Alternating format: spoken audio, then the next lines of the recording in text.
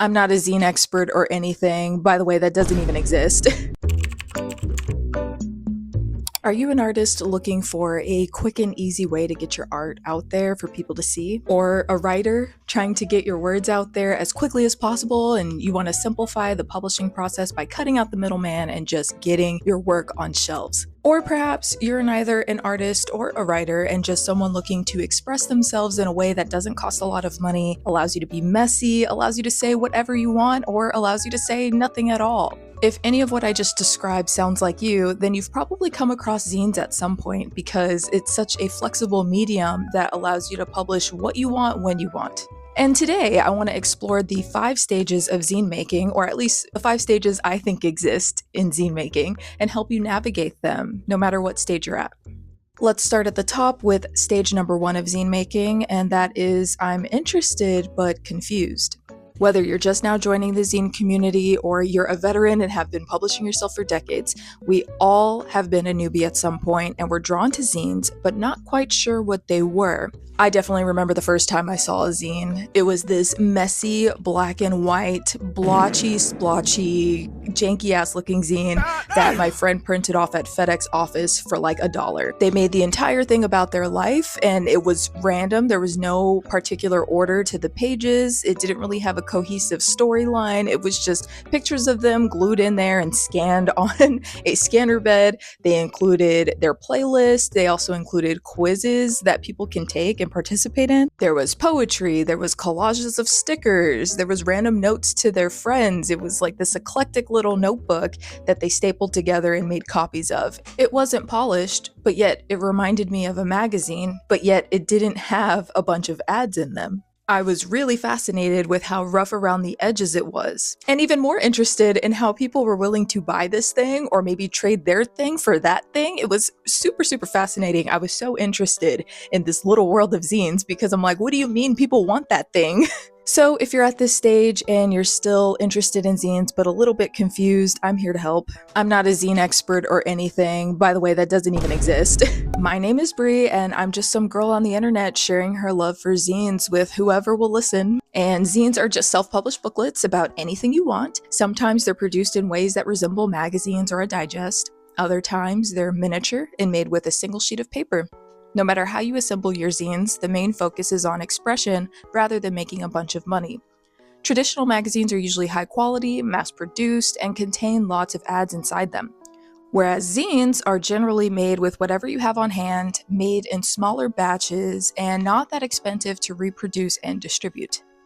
Historically, zines have always been a way for people to share revolutionary ideas, to share their art, photography, writing, whatever you want. They provide an independent platform of expression for marginalized and underrepresented voices, people with limited economic resources, people who are into weird, niche, very specific stuff. There literally is a place for everybody in this community.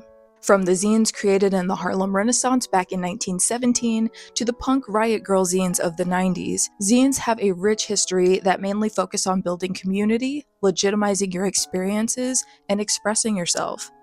You can have a strong, powerful message you want to share with the world, or you can be silly and just share doodles and collages. There really are no rules to how you make your zines. The main ethos of zines is that it's DIY, generally not that expensive to participate in, and fun. I know a lot of people seem to get confused that a zine can be about literally anything you want, but it doesn't have to be this daunting thing. It could just be anything you want, whatever pops into your head. What you can incorporate, include, or have in your zine is only limited by your imagination. After you're done being confused and you learn what a zine is, you might find yourself in stage number 2, the rabbit hole. Your research of zines may have taken you on all sorts of corners of the internet, independent bookstores in your city, or even an upcoming zine fest to mark on your calendar. When I first discovered zines nearly a decade ago, I picked up the book Stolen Sharpie Revolution and my life was forever different. This handy little zine guide helped answer all my burning questions, from how to mail your zines according to post office rules and regulations, to how to get my zines sold in stores across the country. While there are a lot of cool apps now to be able to go down a rabbit hole of zine makers and their content, back when I was discovering zines, my rabbit hole was literature. Stolen Sharpie Revolution was a great starting point to teach me more about zines, the culture, and expose me to other people's styles. But I also read stuff like Make a Zine by Joe Beal and What You Mean, What's a Zine by Pearl Watson and Mark Todd. These books are still available and I highly encourage everyone to check them out. But now we have things like TikTok, Instagram, and YouTube, which gives us access to zines at our fingertips. I often find myself binging content by Netherlands-based zinester AfroditisArt, who makes playful zines with bright colors and fun themes. Or ZoetheZinester in London, who creates beautiful zines on anti-capitalism or their lived experiences. Going down the zine rabbit hole is such a fun stage of zine making because it allows us to unite with other zine creators all over the world. We gain multiple perspectives through other people's zines. We get to see life through another person's eyes. And we also, most importantly, get to gain clarity on how to start our own zine, which brings us into stage number 3 of zine making. So many ideas. After consuming all the zine content my little brain could handle, I then entered the next stage in zine making where I'm completely inspired and ready to start my own publication. If you're at this stage, the possibilities are probably flowing into your mind, right? You're like, I could make a zine interactive, or I can make it really simple by just making an 8-pager. Oh, maybe I can make a zine all on my iPad. The ideas are coming at you so fast that you don't even know which idea to start with and where to even begin. One thing I like to do is keep a notebook on hand. That way I can write my ideas down as they come to me. This does not mean that I tackle or execute every idea I put in there. I mean, to be honest, sometimes I jot ideas down in the notebook for them to die. But what keeping the notebook or journal helps me with is just getting the idea out of my head and onto paper. This way I don't forget it if I need to return to it later, but also it's out of my head so I can just relax a bit and not get all jittery trying to plan a zine out all in my head. Every now and then, if I get stuck on what to make my idea about or my zine about, because I get that question asked a lot as someone that's very visible online with how I make my zines and being a part of the community, a lot of people will ask me, how do you pick zine ideas? And to be honest, sometimes I do get stuck at where to begin because I just have so many ideas. So that's why the notebook is really handy, because then I could just open it up and I'll see ideas that I wrote in there last week or even years ago. So it gives me a little list, a starting point of where I can possibly make a zine about. On the flip side though, there is a time where the possibilities are just so endless and the term zine is just so broad that I can make it and have it be anything that I still don't know how to go forth with my ideas. And that's because I've entered stage 4 of zine making, which is intimidation. I was just so excited about my zine idea, and then I thought about it a little too much, and suddenly I feel self-conscious. What if the zine idea I have sucks? Or what if it doesn't suck but I don't have the skill set to execute it? Why on earth would I ever think that I could make a zine? I can't do this. I don't have talent or anything interesting to say. Maybe zines are a thing that I can admire from afar, but maybe it's not meant for me to make them. This is the type of self-talk that might enter your brain when you reach this stage of zine making. It's so easy to feel intimidated by all the cool work that you saw during your rabbit hole stage, but what if you make something and it just doesn't stand out from the mix? What if you try to make your zine and it turns out not the way you envisioned it in your head? Or what if you publish your zine and nobody reads it? Listen, I hear you because I am you. These thoughts enter my head almost all the time. But in order to get past what my head tells me, I have to just listen to what my hands tell me. Okay, I know that sounded a little bit odd and obscure, but what I mean by that is when I get all in my head and I start getting intimidated thinking that maybe my zines don't hold any value, or maybe I don't have anything interesting to say, or maybe it might turn out ugly or whatever, I just get my hands moving. I just start. I just begin. I know that this is all easier said than done, but to me, personally, the only thing scarier than having my zine turn out ugly, or maybe having no one read it, or it just being executed very poorly, is not creating a zine at all. And a lot of us can find ourselves at the stage of paralysis where that fear becomes reality. Because we overthought the process of making our zine, or maybe we felt a little inadequate because we started comparing ourselves to other zine makers, we avoid creating our own zine altogether. Of course, this is more of a subconscious thing than an active thing that we're doing, but we end up protecting ourselves from the criticism of ourselves and others so much that we don't create anything at all. How can I get my feelings hurt from someone not liking my zine if I just don't make the zine? My zines can never be ugly, if my zines never exist? It sounds silly, but it's not you doing that, it's your subconscious mind doing that. It's only trying to avoid us from getting hurt. That's all it's doing. It's protecting us. This is a very understandable, very, very human thing, okay? I don't want you to think that if you get to this stage, which we all have, okay? And this comes in cycles, okay? The stages never stop. You might find yourself in one stage today and maybe another stage tomorrow, or you go through all the stages and then you find yourself back in this stage again. Very normal, very okay. It happens to all of us, okay? But what we want to do when we find ourselves in this paralysis stage is challenge ourselves to push through it. What works for me when I feel stuck in this paralysis stage is I just start making something. This doesn't mean it will be all beautiful and all perfect, but it will be something. 9 times out of 10, when I just start, I find ideas along the way. I learn new ways to make my work, and I develop my style. Those are all things that I cannot achieve by doing nothing. By doing something, I'm teaching myself that no matter the outcome, what makes me a zine maker is that I make zines. I don't always make great zines or fun zines or profitable zines or deep zines, but I accept that. And that, my friends, is the secret 6th stage of zine making: acceptance. Look, I wish there was a one-size-fits-all magic trick that we can all do on ourselves that make our zines so incredible and awesome and everybody wants them and everybody wants to trade with us, but such sorcery, unfortunately, does not exist. Instead, we must come to the fact, or we must accept the fact, that everybody makes bad art. But the fact of that matter doesn't make us any less of an artist or any less of a zine maker, it just makes us a human.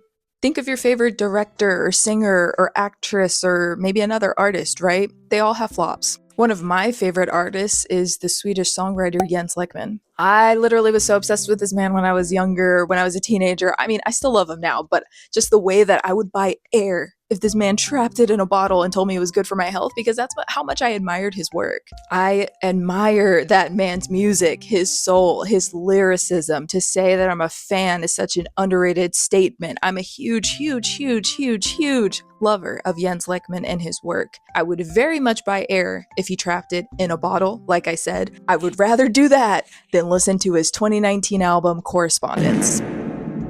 Not because it's bad, but just because it's not my preference, you know? Like, when someone says that someone flops or has a flop, to me, that's subjective. What's bad to one person may be rad to another person. It's all subjective, and one person's opinion should not be taken as factual evidence that something sucks, okay? It's just an opinion, that's all that it is. And also, I just want to say that I don't think the focus should be on my zine is good or my zine is bad. I think it should be more my zine is my zine. Your zine is yours, and the way that you express yourself is unique and personal to you. And if we get into this talk of acceptance, we have to first accept the fact that not everything we make is perfect, but everything we make is unique and it can't be done wrong. And the quicker that you come to accept that your zine is not everybody's cup of tea, no matter what you do to try to make it look interesting or fun or colorful or whatever, some people just may not like it, and that's okay. Once you reach this step, this stage of zine making, of acceptance, you'll learn that it's okay that your zine is your zine, and you'll stop exhausting yourself trying to make sure that your zine is good enough.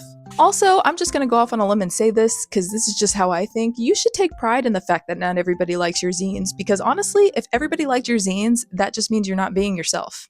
Sometimes you're going to ruffle a few feathers. Sometimes you're going to be polarizing, and I think that that's good in art, especially zines. Once you reach this stage, I hope that you come to the realization of gratitude and realize how amazing it is to be able to express yourself in such a way within this medium where there's room for error. Can you think of other things in your life where there's little to no room for mistakes? Oh my God. There's so much pressure from society and our family and our relationships and our jobs. All of that stuff can really bog us down, so it's really refreshing that zines exist for the sole purpose of us enjoying ourselves. Having to do the monotonous, everyday things that sometimes, like I said, bog us down, like having to do chores, having to go to work, having to take care and maintain our health. All of that stuff makes life so much sweeter in a way, because in the back of my head, I know that I could always make a zine. Like, think about that. Zine making is so flexible that I can leave it alone for a few weeks, not look at it, not touch it, not do anything with zines, not make a zine at all for a couple of weeks, months, whatever, and then I could return back to it whenever I want, and there's no hard feelings. Nothing happens. I can think about a dozen other responsibilities that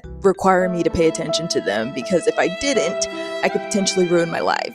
The hardships of life makes me that much more grateful for this space where I can move my hands, express myself, and say whatever I want. I can explore the world from my unique perspective. I can share my lived experiences. I can vent about all of those hardships in life, right? This form of creativity, this medium of zine making and self-publishing is DIY, so you can use whatever you have on hand. You don't have to go to the store if you don't want to. It's accessible as hell, or accessible as hell. I always mispronounce that word, but it's easy to gain access to. It's easy to start on, right? And all of that about zine making makes me appreciate all the stuff in life that's annoying and that does cost a lot of money and that is not easy to access or obtain and learn about. I think when we balance our light with our darkness, like using zines to vent, unload, or express, it makes our work much more necessary. If we can reach this stage of acceptance within our zines, then there's no reason not to go forth with our work and just start. Even if they're shitty, because what a blessing it is to allow myself to be imperfect, just like my zines.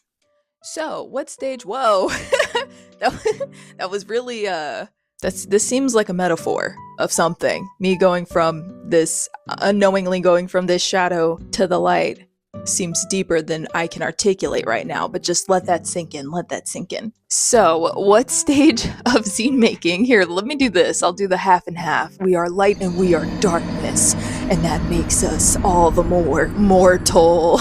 Like I was saying, what stage of zine making are you on? And if you're already at the acceptance stage, do you have any tips on how to help other zine makers get here too? Leave a comment down below with your thoughts. Thank you guys so much for watching, and until next time, bye!